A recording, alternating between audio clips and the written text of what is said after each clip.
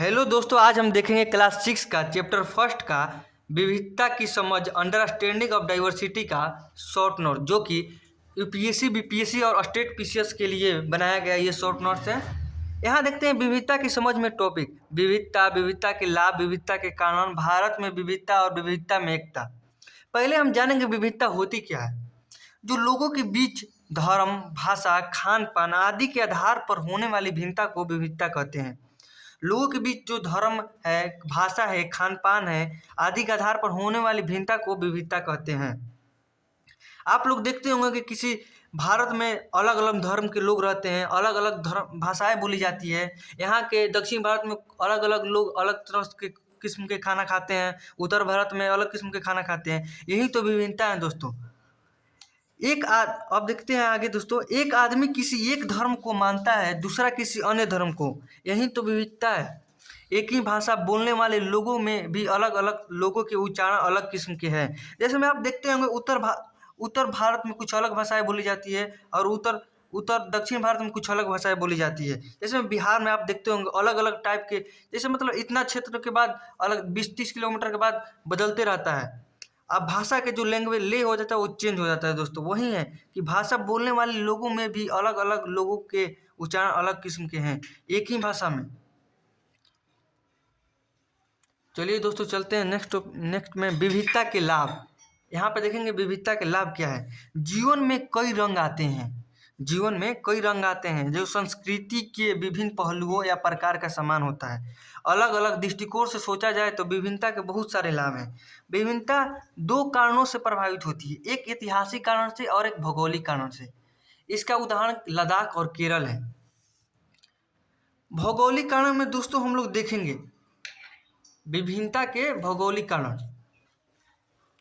भौगोलिक कारण में भूगोल से तय होता है। जैसे शक्ल, खाना, पहनावा। भारत में भौगोलिक विविधता प्रचुर मात्रा में है।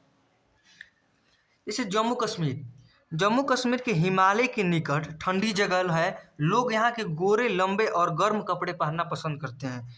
वहीं दक्षिण भारत में हम देखेंगे यहाँ की जलवायु गर्म या नर्म होती है। यहाँ गहरे रंग के लोग रहते हैं। यहाँ पर मध्यम लंबाई के लोग रहते हैं। यहाँ चावल, नारियल का इस्तेमाल किया जाता है। और पश्चिम बंगाल में देखेंगे दोस्तों, यहाँ जलवायु गर्म नम होती है। यहाँ भूरी त्वचा के लोग रहते हैं और यहाँ पे चावल, मछली खाते हैं लोग। पश्चिम बंगाल का फेवरेट डिश चावल और मछली है दोस्तों। अब हम ऐतिहासिक प्रभाव देखेंगे, विभिन्नता के ऐतिहासिक प्रभाव। भोजन में इस्तेमाल होने वाली चीज़ें अलग अलग देश से आई है। जैसे आदिकाल में लोग यात्रा करते थे, व्यापार के लिए तीर्थ यात्रा करते थे।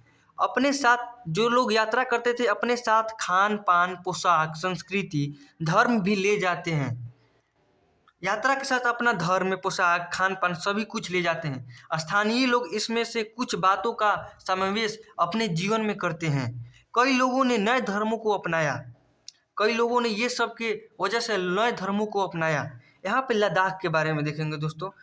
लद्दाख में कश्मीर के पूर्वी भाग में है। लद्दाख ठंडा मरुस्थल है। अधिकांश भाग बर्फ से ढका रहता है। खेती कम होती है क्योंकि यहाँ बारिश नहीं होती है।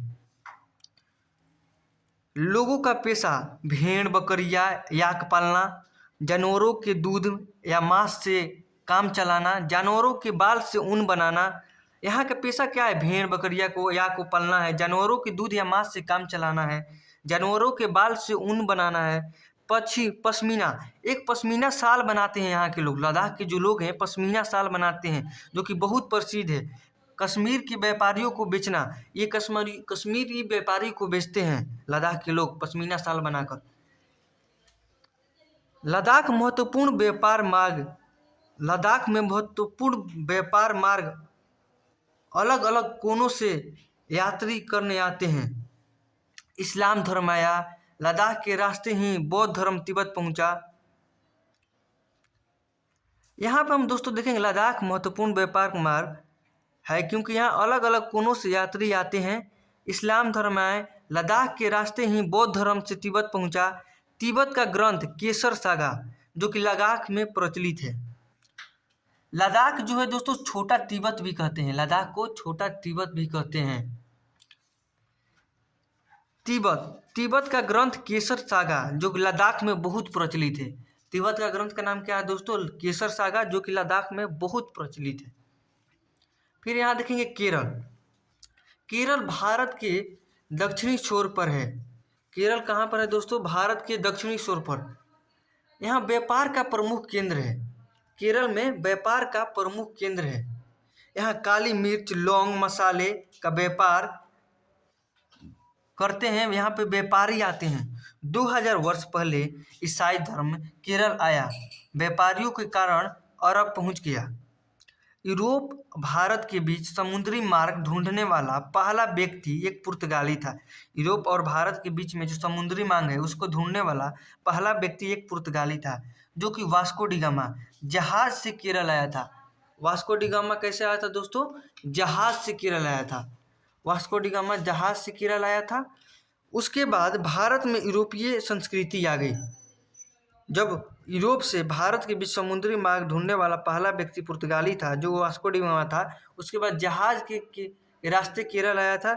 उसके बाद भारत में यूरोपीय संस्कृति आई। उसके बाद भारत में फिर कई धर्म आए। कई धर्म में जैसे बौद्ध, हिंदू, यहूदी, ईसाई और इस्लाम। केरल जमीन उपजाऊ भूमि है जहाँ चावल की खेती होती है। यहाँ मसालों की भी खेती होती है केरल में। यहाँ मछली, चावल, सब्जी खाते हैं। केरल तटीय इलाके में मछली जाल का इस्तेमाल करने वाला, जो केरल के तटीय इलाके में मछली जाल का इस्तेमाल होता है उसे चीन के जाल कहते हैं। जैसा केरल में चीन वाला कहते हैं, चीन के जाल को केरल में चीन वाला कहते हैं। केरल तलने के लिए बर्तन चीनी चट्टी। केरल में जो तलने के लिए बर्तन है उसको चीना चट्टी कहते हैं। केरल का त्यौहार ओणम है, जो कि नाव प्रतियोगिता है।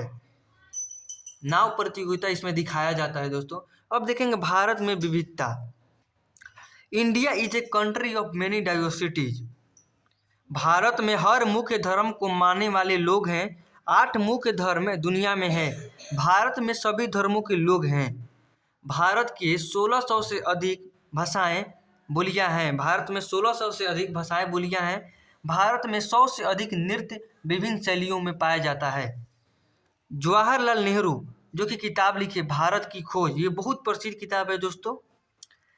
किताब की खोज में जवाहरलाल नेहरू ने क्या बताया? भारत एकता कोई बाहर से थोपी हुई चीज़ नहीं है, यह बहुत गहरी है, जिसमें अलग अलग तरह के विश्वास प्रथाओं को स्वीकार करने की भावना है। अलग अलग प्रथाओं को स्वीकार करने की भावना है। इसमें विभिन्नता को पहचाना और प्रोत्साहित किया जाता है। फिर यहाँ पर बताया गया जवाहरलाल नेहरू ने अनेकता में एकता को बताया। जवाहरलाल नेहरू ने ही अनेकता में एकता को बताया, विचार दिया, क्योंकि विभिन्नता ही हमारा देश की शक्ति है। ये साबित हुई है कि हम लोग आज़ादी से पहले सब एक साथ मिलकर भारत में आज़ाद करवाए हैं। रविन्द्रनाथ टैगोर ने द्वारा रचित हमारा राष्ट्रगान भी भारतीय एकता की ही एक अभिव्यक्ति है। दोस्तों आज का चैप्टर समाप्त हुआ। फिर मिलेंगे नेक्स्ट चैप्टर में।